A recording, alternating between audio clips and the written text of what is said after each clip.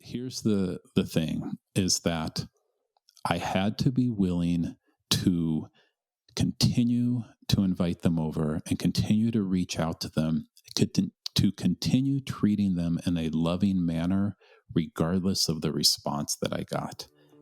Welcome to the Relational Parenting Podcast.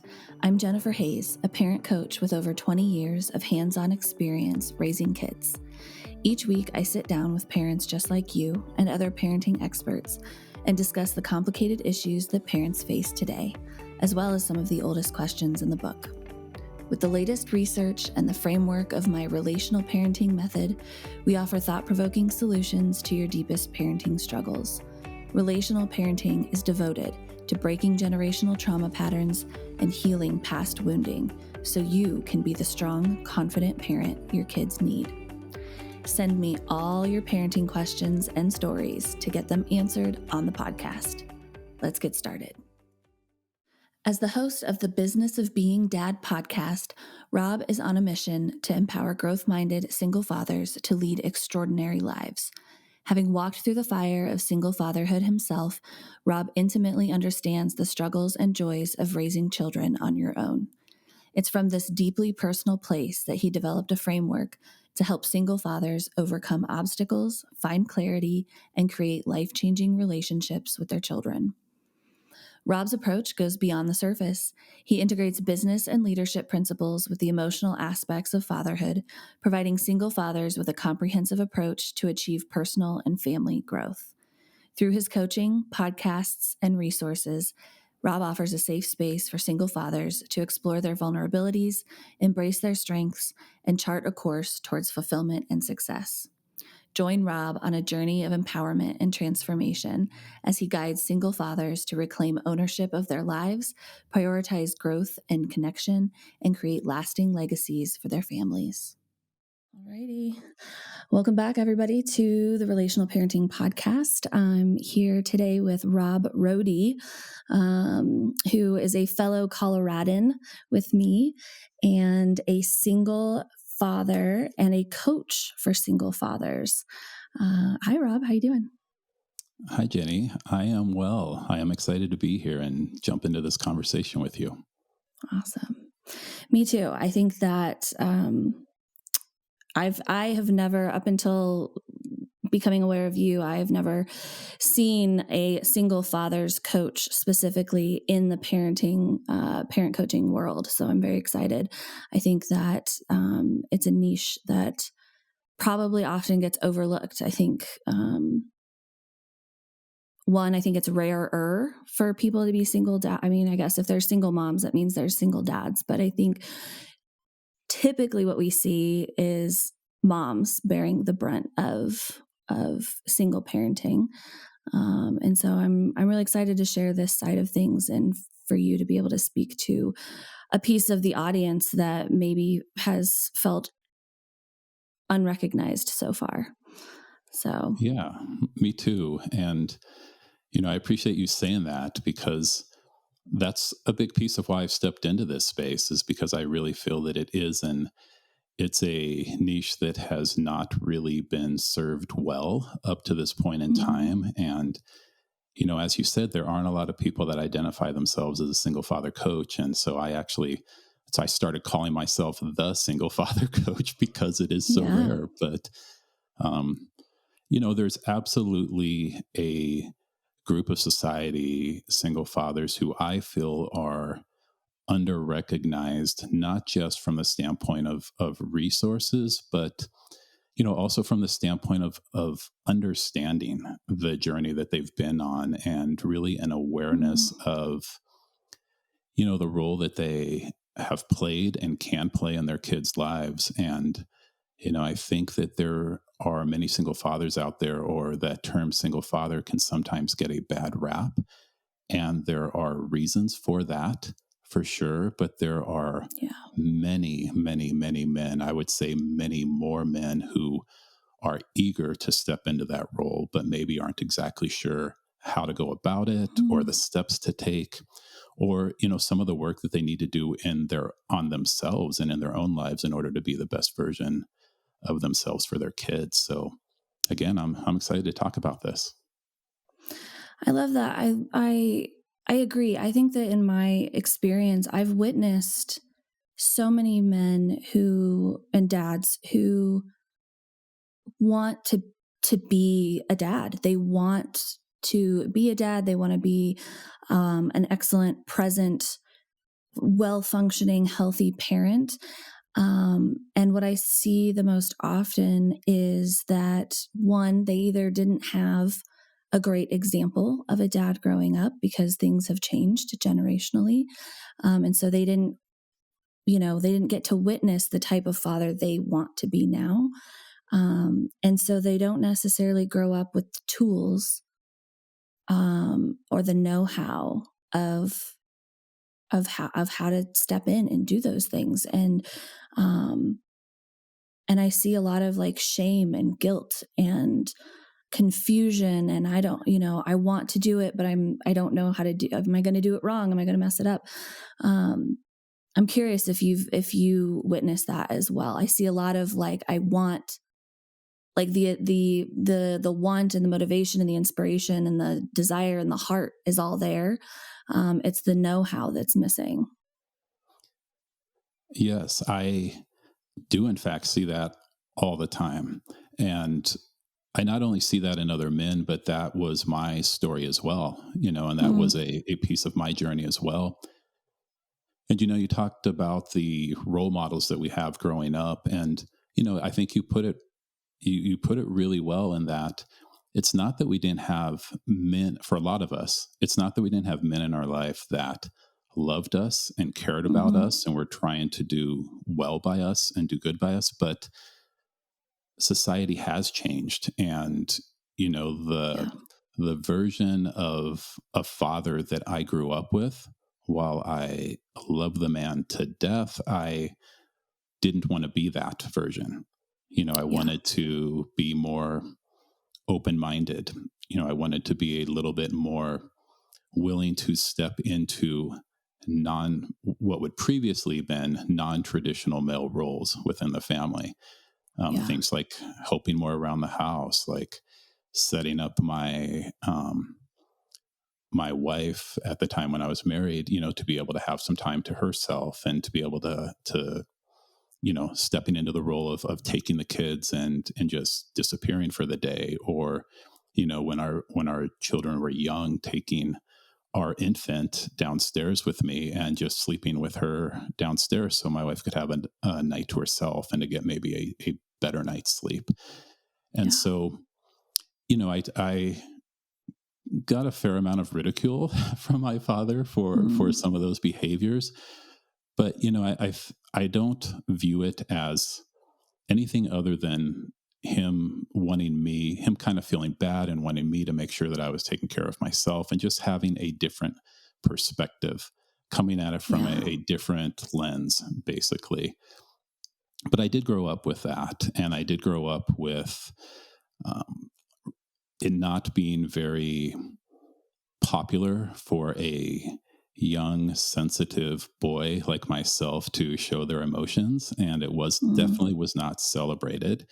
And in fact, it was pushed down. And, I yeah. did grow up feeling like, in that regard, my father at times was embarrassed by my emotions that I would have Mm, and embarrassed by the way that I would express that. But, I was a child. I was 8, 9, 10 years old at the time. I didn't really learn anything different. And so I was just a very sensitive kid.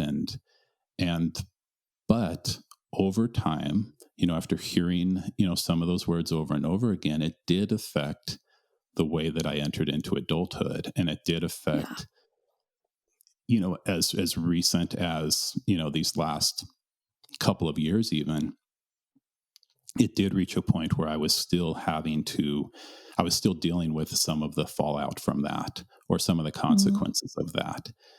And I'm a grown man, and I haven't blamed my father for for where I'm at in so long. But I yeah. do recognize the impact that certain things have had on my life, and Yeah. that was one of the areas that I knew I needed to address, because I had reached a point where I would really just kind of push my feelings aside. but to also be fully fair to the man who raised me. He taught me so many good things as well.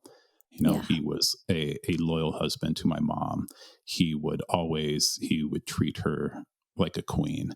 He Mm, did not let anybody disrespect her in any way. He worked hard, and he taught me that yeah. work ethic, and he loved his family. Family Yeah. came first to him. And those are some characteristics that I have taken with me. And that's a part of who I am today. And I am thankful that I learned those lessons from him. Yeah. That's beautiful. I think it's so important to acknowledge that our parents are also just human beings who are imperfect, just like us, just like everybody. And that just because they had a weakness in one area or didn't know any better, doesn't mean that they weren't a wonderful parent, they weren't a loving parent, and that they didn't teach us so many other things along the way. And that I think that sometimes there's a piece of our journey that's meant to be difficult so that we have to figure it out on our own sometimes. Because that's where growth happens, right? If you're just given a perfect world from birth, like, how do you grow as a person if you just know, you have perfect parents and you have the perfect environment and you're always treated perfectly? It's a little too easy. And you don't really So true. become, you don't learn resilience, and you don't learn how to overcome things, and you don't learn where your strengths really are, how strong you can be. And that's not to say that we should emotionally torture our children at all, because it'll make them stronger people. That's the opposite of the point of this podcast. But I do think you said I haven't blamed my dad in many years for who I am, who I've chosen to be, and I think that's just really important for people to hear, because it is for many years into adulthood, I blamed my parents and for any past wounds and hurts. And this is why I am the way I am, and it's their fault, versus taking, the reins of my own life and being like, I don't have to be like that. Yeah. Yeah. And So I appreciate you what brought, sharing. go ahead. I apologize for interrupting. No, I, it's I okay. appreciate you sharing that story. And I think that that's especially important for men. I mean, that's a big piece of transitioning from being a boy to being a man, Mm-hmm. is the willingness to accept responsibility for your actions and the willingness to take ownership. And I think that offering our parents grace becomes much easier once we become parents. Mm-hmm. Once we start to recognize mistakes that we have made. I'm speaking for Mm-hmm. myself, mistakes that I have made, as I've been going through this journey with my kids. But in terms of ownership and responsibility, I just wanted to kind of emphasize that, because that is one of the biggest obstacles that gets in the way of fathers and single fathers being able to have the life that they want to have. It's Yeah. just so easy to step into this place of blaming and making excuses, and there probably are legitimate reasons why, legitimate things to be upset about, and I'm not dismissing that. I'm not trying Mm-hmm. to make light of that. But the thing is, what are we going to do moving forward? Because if we Yeah. if we allow those excuses to kind of, pardon the bad phrase here, but if we allow our excuses to excuse us from moving forward, then we are not raising our kids the way that we need to. We are not modeling the examples that we want them to follow. And it just can get in our way. And I think for single fathers, the ability to take ownership of their life and a willingness to address their mindset and those negative voices that are in their heads I think those are the two biggest obstacles that can get in our way. And again, I'm speaking not just as somebody who works with single fathers, but as somebody who lived this journey and experienced this myself. Yeah. On your website, I think the verbiage that you use is radical responsibility. The word, I think it was radical. And just like the deepest, like taking 100% responsibility for yourself, your choices, your actions, and who you are and how you show up in the world, and recognizing how your actions and choices affect other people, and of course in this situation specifically your children. And it doesn't matter what happened back then. You don't live there anymore, you're here. And being able to fully own your choices and your healing and who you're going to be and how you're going to parent is, in my opinion, the biggest first step that you have to take for any parent, but of course single dads as well. Because if you can't do that, then you're going to continue to find someone to blame, and I guarantee it's going to come out at your kids. Absolutely, that is so true. And I think that there's three steps that I really believe are the that will provide us with that path as parents, but really as single parents, as single fathers. And you touched on kind of two of them right off the bat, and one of them is ownership. Kind of that, as you said, taking radical responsibility or extreme ownership or total ownership. And I believe that goes so much deeper than what we tend to think of it. To me, that means taking ownership of our past, our present, and our future. And it's taking responsibility for our mistakes. And there is another big piece of this journey that can make a huge impact in our relationships and in our connections with our kids and in our co-parenting relationships. And that is the ability to make amends for the mistakes that we've made. And I think that is hard for anyone to do, but that is especially hard for an ex-spouse to do with the person that they ended their relationship with. And it's also very hard for most parents to do with their children. And it somehow is almost viewed as a sign of weakness or of diminishing their authority. But I can't tell you how that has played a huge role in my growth as a person, but also in the growth and the connection of my relationships with my daughters and the ability to move forward in my relationships in a productive way with my ex-wife at the time. Yeah. That's huge. And that's something that I teach in relational parenting, because part of any healthy relationship is the ability to make amends and repair. But it only works if it comes from both sides.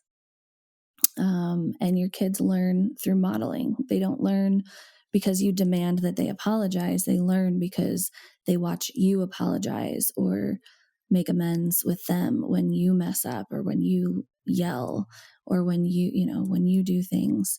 And of course, there's some coaching that goes into teaching children how to make repair. But the primary way that kids learn is by watching you. They do, for sure. It's hard for us to swallow, and I don't mean to dismiss the words that we say, but our kids really care very little about what we say, and they care much more about what we do and what they see us do. That doesn't mean words can't be hurtful or encouraging. There's both sides of that. But it just means that our words are hollow if they're not followed up with action. And so they need to see us living the life that we want them to live. And so if we want our kids to act in a way where they are,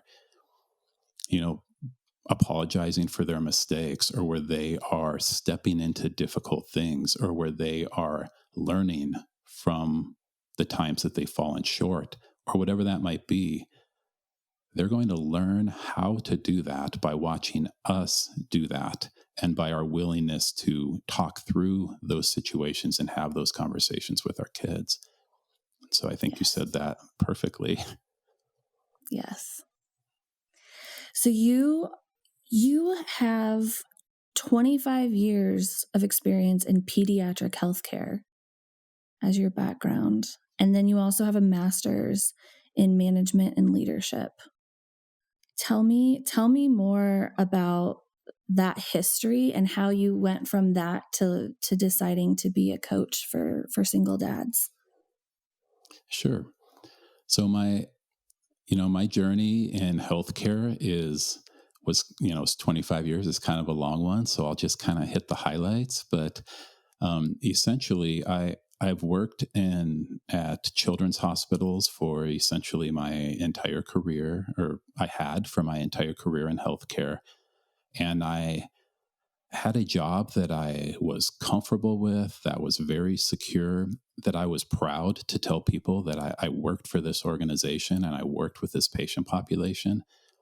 And I had great opportunities. I was able to I spent work in a variety of roles and specialty roles. I spent over 8 years on the flight team for the local children's hospital. And I spent time in leadership within that team. And then I spent time doing some other specialized roles that might not be as familiar to people. And I was in positions of leadership, and I spent a total of about 6 years combined in leadership within the flight team and within the respiratory department. And I learned a lot in those roles, and I loved them. I mean, I loved the job. I loved the people that I worked with. I felt like I was making a difference in the lives of not only patients, but families. And then as I entered into leadership, into the lives of other leaders. And that was amazing. But over time, I started to feel less and less fulfilled, less and less Mm-hmm. challenged, and less like that was what I wanted to be kind of my final act. And so I started just kind of pursuing some other things. And I was especially drawn to the leadership side of healthcare. And so I should actually probably go back a little further and just kind of share a story, because it kind of talks about everything that we've talked about up to this point, and also shares how I ended up where I am right now. Okay. And when I became a single father, it was very difficult for me. Even though I was very involved in my kid's life before that, I had this kind of overwhelming sense of responsibility. And I also had these feelings that just kind of sat with me. I struggled with decisions that I had made, mistakes that I had made that kind of led to that point. And you touched on this earlier, but I had these feelings of shame. I had these Mm-hmm. feelings of regret. I was making a lot of I am statements, things along the lines of I am a horrible dad, I am an awful person, and this became my identity. And then I started to have these beliefs where I started to believe maybe my kids would be better off if I wasn't in their life as much, or Mm-hmm. maybe I'm not a great influence on them, or maybe I'm not capable of, raising them on my own, during that time. And there's this moment, it's a story I've shared on my podcast, but there was this moment where I was in the car on the way to pick up my daughters for their parenting time with me. And I was thinking through all these thoughts. And, as I pulled into the driveway, though, I did feel optimistic, because I told myself, you know what? It's time to do things differently. This time, today, I'm going to treat this so much different. I am going to be patient. I'm going to put their needs first. I'm going to set aside work and just focus on them. I'm going to be, less angry. And, but I pulled into the driveway, and then the girl's mom walked out alone and told me that my oldest daughters didn't want to come over to my house. And Ugh. that was really hard for me. Yeah. They were teenagers at the time. They were twins. My oldest daughters at the time were teenagers, and I had made mistakes. Yeah. I had hurt them. They blamed me for the divorce, Mm. and they had a right to have the anger that they had. I don't Mm. want to dismiss them from that. But still, I was trying. And in that moment when they did not come out, I felt all of these feelings again, Yeah. all of those negative feelings again. And I felt like a failure because my own daughters didn't want to hang out with me. Yeah. And, I drove away, and like almost all of us as men, the feelings of sadness and regret and shame or whatever that might be quickly transitions into anger and it Yeah. transitions into making excuses and blaming others. And that was my journey of not taking responsibility. I started blaming my ex-wife for what Yeah. I viewed as maybe saying negative things about me. These were just the thoughts that were in my head. But, I was blaming my job and blaming my daughters and blaming everybody for the roles that they kind of played in this, everyone except for myself during that time. Yeah. And I kind of sat there for a while, and over a couple of month period, I kind of sat there, but I started to change from the standpoint that I knew that I had played a role. And Mm. I knew that I wanted it to be different. I knew that I wanted to be a better father, but I wasn't exactly sure how to get there. And I was sitting in this place for a while, and I was alone in my house in the room, and I was listening to a podcast, ironically, but the words that I heard on that podcast were this. It was a leadership podcast, and the host shared this story about himself who had fallen short on a goal. So this had nothing to do with parenting, nothing to do with my specific situation, but the words were, "How has your leadership contributed to this result?" Mm. And those words hit me. And I remember being in my room and kind of turning towards the mirror and kind of talking to myself and rephrasing that, and immediately thinking of my girls. And I asked myself, how has your parenting contributed to this fractured relationship, to this result? And it just kind of hit me in a different way. And even though by that point, I knew that I had made mistakes, I knew that I had contributed, it just kind of shifted my mentality. And it shifted me from this place of being a victim where everything around me, all of the circumstances that were happening to me, I had no control over. It was all happening to me. It kind of Yeah. shifted my mindset from that place to a place of taking responsibility and beginning to take ownership, and ownership of the things that I can control. I couldn't control whether or not my daughters wanted to come over to my house, but I could control how I responded to them. Yep. I couldn't control whether or not my ex-wife communicated respectfully to me, but I could guarantee that I treated her in a respectful way.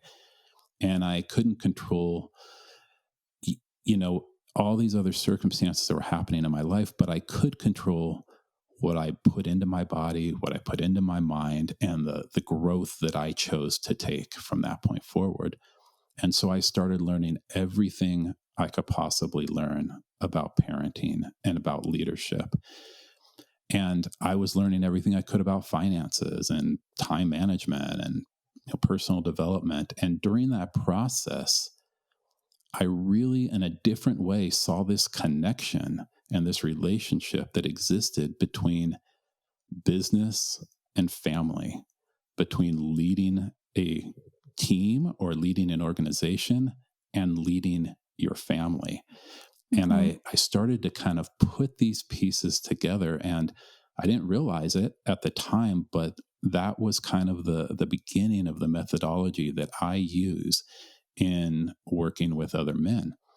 And so I went back to school and I got my degree in management and leadership, and I continued to work on myself. And, that was kind of the journey that led me to where I am at.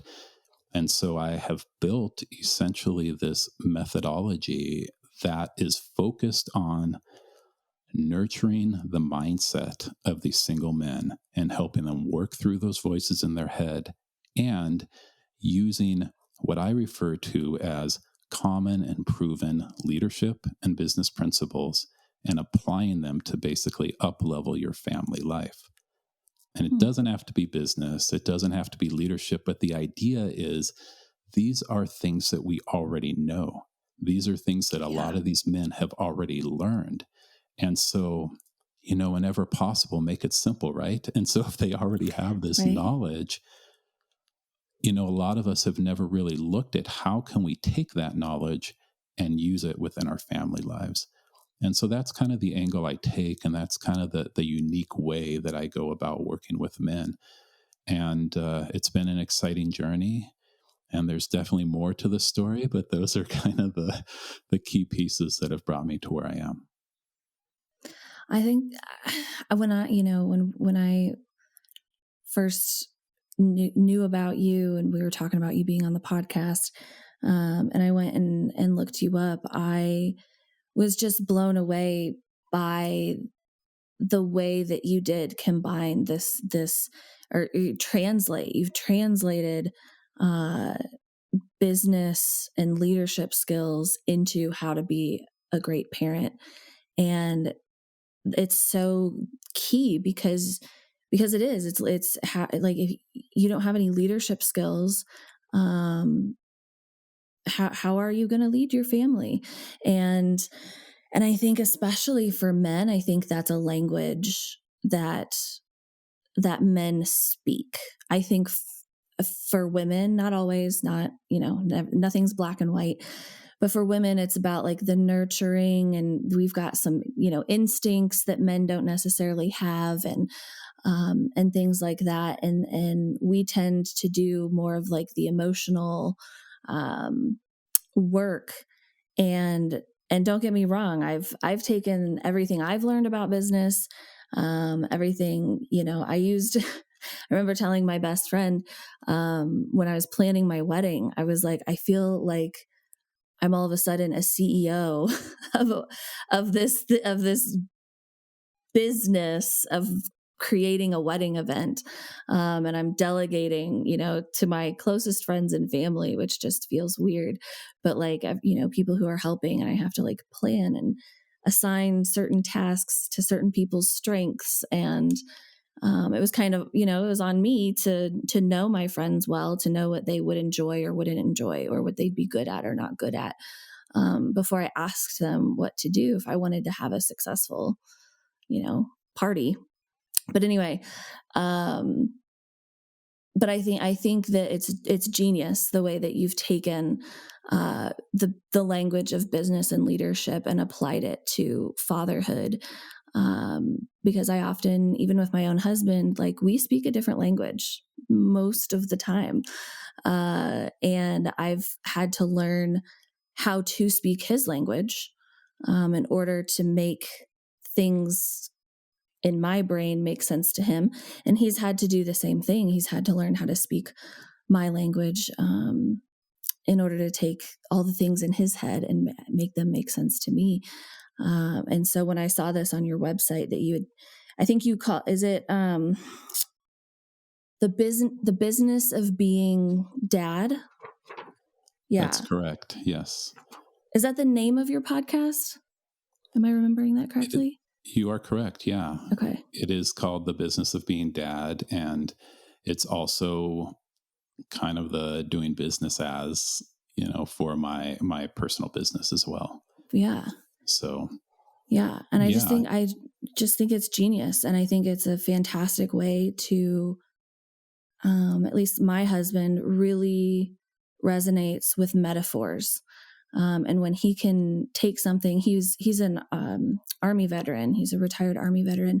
And so when I can take a metaphor of something I know he learned in the Army and apply it to whatever I'm feeling, or something that needs to happen in the household or operationally, like, it just clicks for him instantly.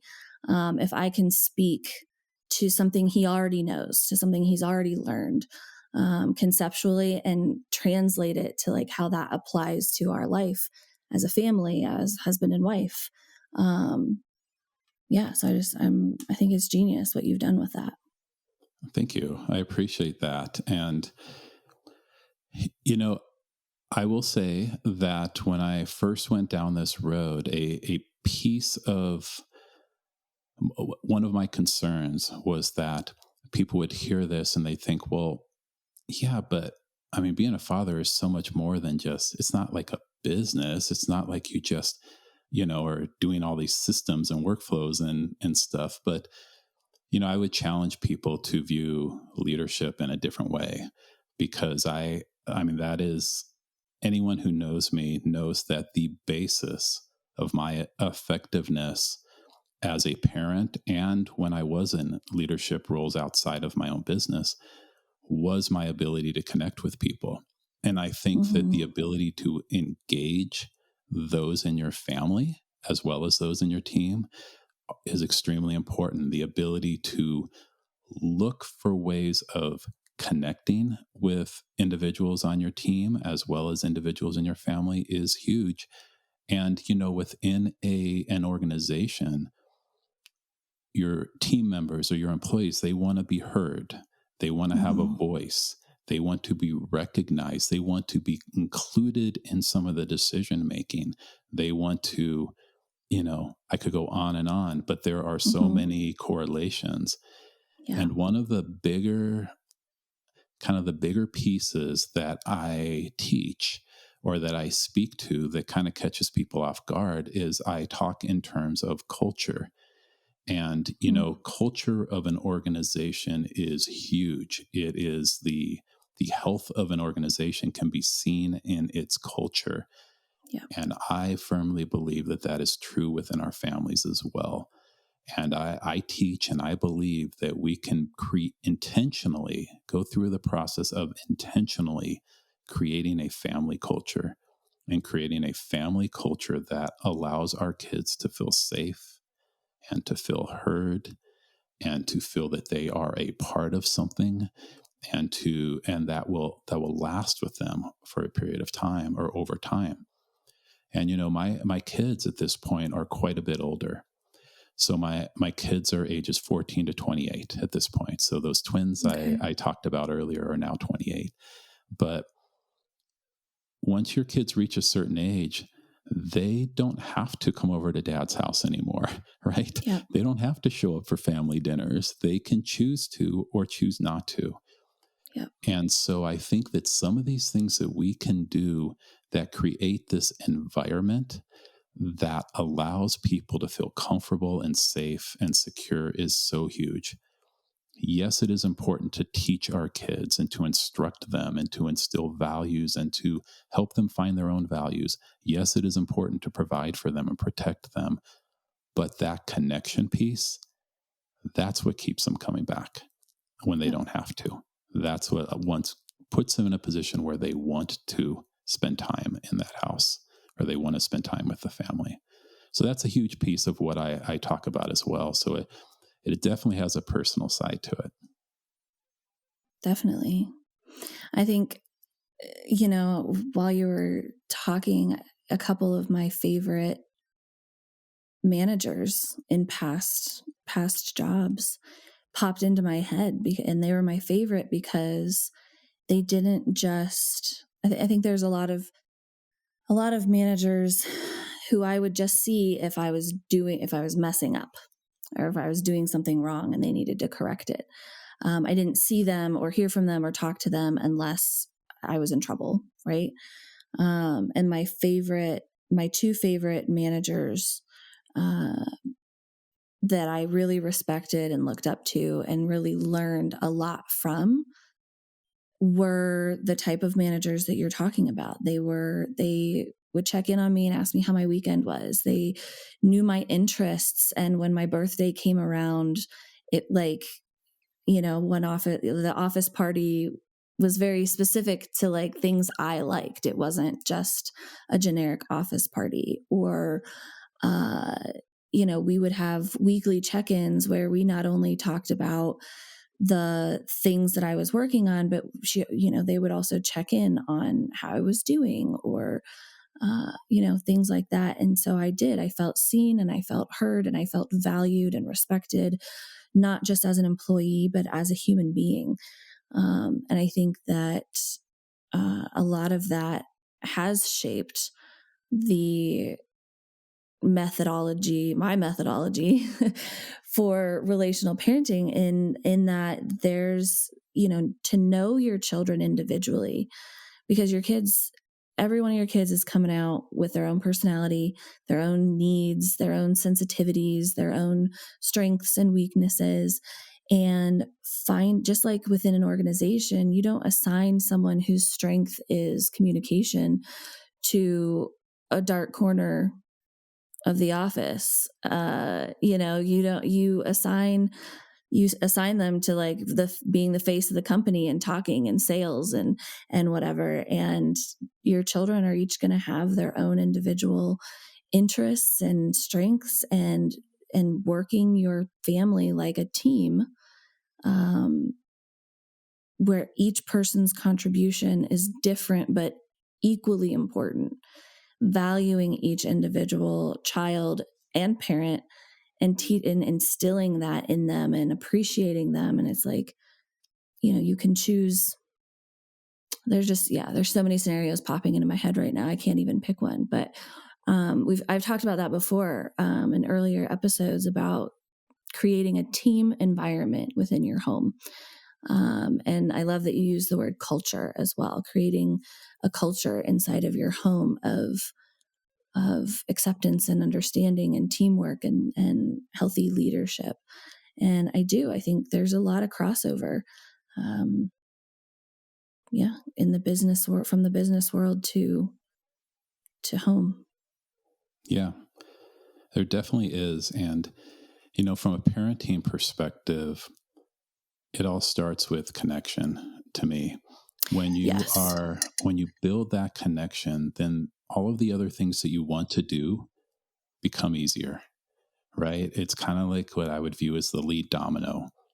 It's the one thing that if you can really dial in your ability to connect, as you said, with each person as an individual, by tailoring your approach to them and considering their personality, their love language, the things that make them excited, the stresses that they have in their life. If you can learn how to connect with them and to study each of your kids on such a deep level where you can understand their body cues and their unspoken words and their habits, the habits that let you know when they're in a good mood, when they're stressed about something, things like that, then everything else becomes so much easier. And it's much easier to then establish boundaries and to establish curfews and to kind of have these difficult conversations because you've built that foundation that starts with connection. I love that. I love it. Our philosophies have so much in common. One thing that I would like to just kind of mention, because you talked about taking the leadership ideas and the business principles and applying them to your family life and speaking in a language that a lot of men can kind of relate to. A lot of people that are in those arenas of jobs, whether they're men or women, could probably relate to that. Yeah. I could just talk a little bit more about what that looks like outside of the connection piece. I think that there's just so many things. So yeah, I like to kind of give the example of how we choose to use our time and what we choose to dedicate our resources towards. So, for instance, if we have something within our career, within our job, where we have a big project, we have a big task, we have a big goal, how do we treat that? What do we do with that? We've determined that this is important to us and that our success or the success of our team is going to be impacted by achieving this goal. So we block off time on our calendar to make sure that we're focused on it. We draw in other resources to help us with that. If we don't have the knowledge or the skills we need, then we will either learn those so that we can complete this task, or we will ask people for help to provide us with that guidance, to coach us, to lead us, to help us. And I think that that is, if I think that that is so important. And what would happen to our families? What impact would that make on our family lives if we took that same level of intentionality and purpose and chose to use that in order to build up our families? If I have something that's important to me, and I sit there and I say, you know what, I'm struggling in this relationship with my daughters. So what am I going to do about that? I'm going to have to start creating certain habits in order to address that. I'm going to start having to do things differently. I need to start dedicating resources to help me with this. And I might need to talk with somebody to help me process certain things so that I can communicate with them the way that I want to, and I can make a difference in their lives the way that I want to. And so, as you said, there's countless ways that this can be implemented, but I think that there is a high level of effectiveness with being intentional in whatever we do in our Yes. lives. But I think these ideas, these business principles, it kind of gives us this ability to take the knowledge we already have and just tweak it a little bit. And it makes it easier, it makes it quicker, and allows us to make impact in a way that feels right and comfortable to us. I think you're absolutely right. I think that in my own life, and you had mentioned, this podcast, this line in this podcast just like smacked you in the face one day. And I've had moments like that as well, where you're just like it's just a perspective change, and you're just like, oh, and then you start moving differently in the world. And you start making those more intentional decisions and choices. And you seek knowledge and education and training, and or someone to talk to, a therapist, a coach, and you read all, you read the books, you start learning about this topic that you felt helpless in before, and you really take the reins and start making it happen. And you know that's really almost a requirement in order to have a healthy functioning family. You've got to have parents who can take the reins and learn the things that they don't know, and know their strengths, know their weaknesses, and know how to pursue the filling in of those gaps, or outsourcing the filling in of those gaps. And I just as an example, my husband and I, we used to argue about our schedules and our appointments getting, flip-flopped, him not knowing, what I was doing when our appointments were, things like that. You know, the finances, when we combined finances, it became clear that we needed a scheduled appointment on the calendar for us to sit down and go over these things.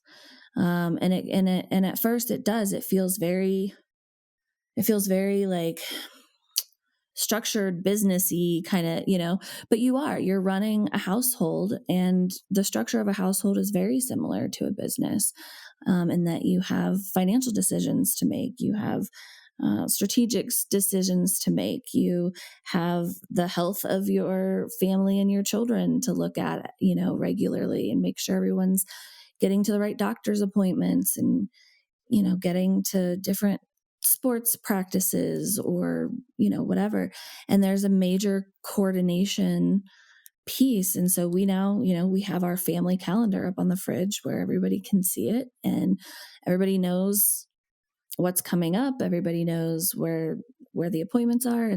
And my husband and we have a Saturday morning chunk of time blocked off every week that we sit down and we go through everything. We go through our finances, we go through our schedules for the following week. We, and we coordinate and make sure, this this dog is getting to this appointment and I'm getting to there. And right now I'm 7 months pregnant. And so we have lots of appointments that it's like, we're going to together and all kinds of things. And I think a lot of people enter into family just thinking like we love each other and we'll figure it out as we go. And there's a piece of that, but there's also like putting structures and systems in place really takes a lot of stress out of family life, having that piece in there as well. And yeah, I'm also curious about of going from having your oldest daughters not wanting to come over to your house. They were angry from the divorce, things like that. I'm curious what steps you took. You heard the podcast, you started making changes and learning and shifting your relationships with them. I'm curious if you had like a specific conversation with them where you repaired or let them know, I know I've messed this up, or I know I've done this and I'm trying to be better. Or was it more of like an organic over time, you just shifted your behavior and eventually they kind of came around to feeling more safe? I'm curious how that went, how you approached that with them. Yeah. So, I think that I should start by sharing this, and that is the fact that this is still an ongoing process, even though this has been many years. But we are in such a good place now compared to where we were at that point. And what I had to commit to, what I told myself and what I understood is that I needed to be willing to play the long game. And I think that often we want things to happen so quickly. And, what I chose to do is I chose to continue to invite them over. I chose to continue to reach out to them. I looked for opportunities to, maybe send something home with their other sisters, or to, shoot them a text or put a card in the mail or something, so that they knew that I was still thinking about them. And I made it really clear that I still wanted to be in their life, that I wasn't going away, but at the same time, it gave them space to kind of work through their own things as well. And, I think that there are some pieces, there's layers to this. There's layers to any time a relationship is fractured and you have to work through it. One of the pieces of that was I did have to apologize for the mistakes that I made. Mm-hmm. And I didn't try to set up some big, kind of formal situation. I allowed that to happen as they started to kind of come back over. And, but here's the thing is that I had to be willing to continue to invite them over and continue to reach out to them, to continue treating them in a loving manner, regardless of the response that I got. And that was a big piece of it, because the response I got was crickets at the beginning. Yeah. Or maybe we'd have something set up for them to come over for dinner and maybe they'd cancel, or whatever that might look like. But I kept trying. I gave myself time to, kind of get through it. And then I would reach back out, just a little bit of self-preservation. But I kept reaching out. And then once they did start coming over just for like a dinner, or maybe like a birthday for them or one of their sisters, I made a commitment to not try to give them advice, to not try to fix what I viewed as mistakes or problems or whatever. So I committed myself to simply just listen to them and try to understand them. And I did that for a long period of time. And that's really hard for anyone to do, for a parent to do. It's especially hard for a man to do. We do not, that process of just listening and not trying to fix does not come naturally to us. Yeah. And, as a father, probably even more so, But Yeah. I committed to that. And something kind of amazing happened during that process. What happened was I got to know them better. I actually got Mm. to know them on a deeper level. I started to understand the things that were important to them. I started to understand how they thought through things, how they would process things, the things that were bothering them. And that was kind of an unintended consequence of just choosing not to try to fix things. But it was super valuable. And I still at times will try to use that today.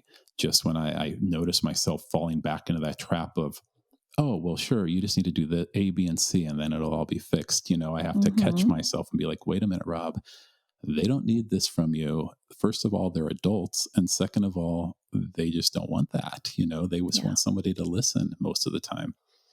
So that was kind of the choice I made. And when I started to recognize that things were improving was when they started asking me for my opinion on things or started asking Mm. me for my advice. Mm-hmm. And those were some big moments where I started to feel like, oh, wait a minute, maybe this is working. Maybe I'm starting to make an impact. But it was still a slow process even after that. Yeah. Um, it wasn't like we had this one moment and I had apologized for mistakes I made. And then maybe a couple months later, they asked me for my opinion on something. And then everything was perfect after that. Yeah. That's not life. That's not how it played out. Mm. But we started heading in the right direction at that point. And they are amazing girls. They are amazing young ladies now. And I don't know that I would have ever fully recognized that had we not gone through this. And so I always try to look at the benefit that comes from our life experiences. And that was one benefit that I had was that I got to learn about them in such a deeper level. And our relationship now is better than it's ever been. I'm still working on it. I still would love to be closer with them than I currently am. But I mean, when I invite them over, they come over. They will shoot me a text from time to time. We're in communication with each other. They live within, a half hour of me. And so we see each other often. Mm. But, I'm excited for where we're at, but I always want more. Yeah. That's beautiful though. And I think that's such an important reminder to anyone who's trying to repair with their kids in any situation, that it's not an overnight thing. It's not like you can just apologize once and then everything will go back to being fine. There's a process of reestablishing trust and safety over time, and you, the parent, proving that you've actually made changes, that you've actually that you're actually doing things differently, not just for a day or a week or a couple of months, but for the long haul. And yeah, that moment when they say, "What do you think?" or "What do you think I should do?" or "I need your help." Oh, that's like a heart bursting moment when you're like, "Oh my gosh, okay, I'm doing something right." They trust me enough that they want to, they respect me enough and trust me enough to want my advice. That's huge. Yeah, for sure. Is there anything, Rob, that we haven't touched on that you wanted to share today?